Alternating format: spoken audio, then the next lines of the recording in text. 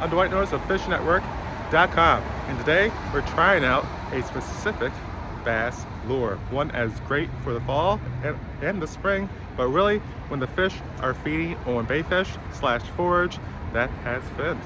So let's get started with the Bass Pro Shops Lazer Z Shad right after this. And we're back. Now let's talk about the Bass Pro Shops Lazer Z Shad. I believe it's Lazer Z.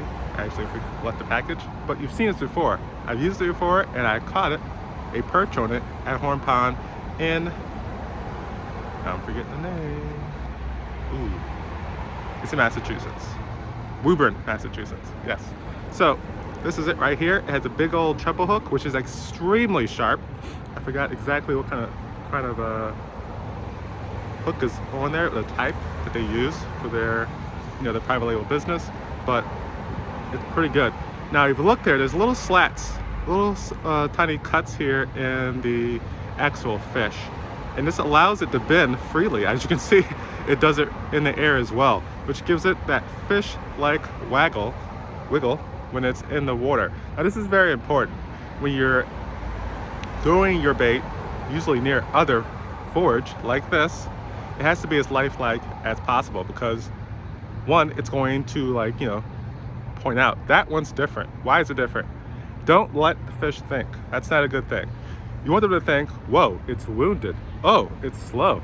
Oh, it's a little baby fish. It's a little smaller than the other ones, so I can catch that one. Just like in the real world, the bait, they always go after the babies because they're slow, they're weak, they're easier to manage, easier to eat, and easier to catch. And that's what we want with this. You want to be a little bit smaller in the forage around. But there are bigger fish that like bigger bait.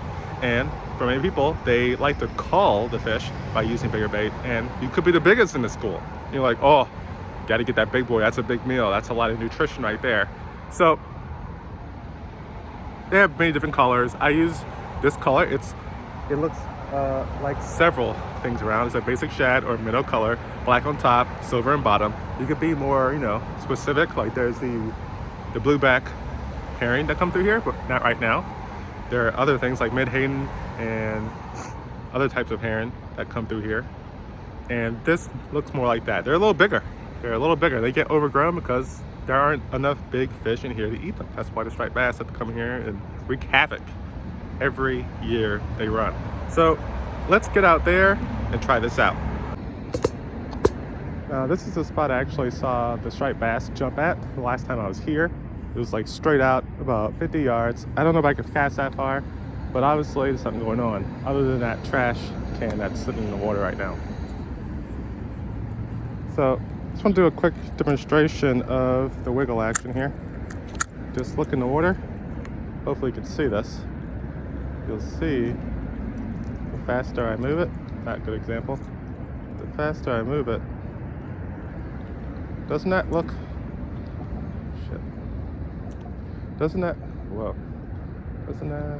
now everything's all messed up. I'm hitting the rocks. Right there you can see that action. So a little pause and a pull is very realistic to a fish. A constant reel in is not really. So you saw that right there in front of us, a fish just boiled. I don't know what the heck that was, but probably a baitfish, but hoping that was probably the ground.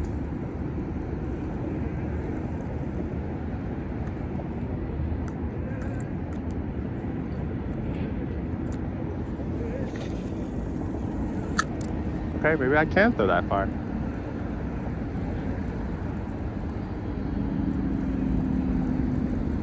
Pause. Stop.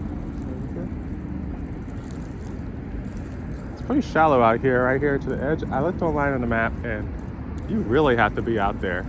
So anything that's coming up here is either it likes being cold or it wants to eat something. So let's cast over there. I just realized what I'm standing on is full of moss and it's actually quite slippery. So am I hitting the ground already? It's like literally hitting the ground.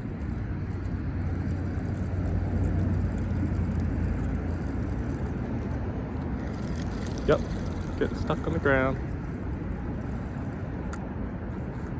But if you get to see the end of my cast, you'll be able to see action that happens.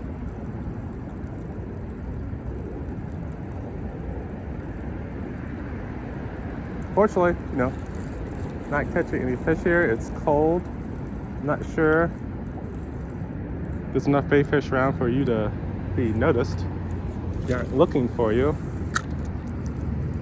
They're looking for something to fill themselves up with food with a long, long winter up here in the Northeast.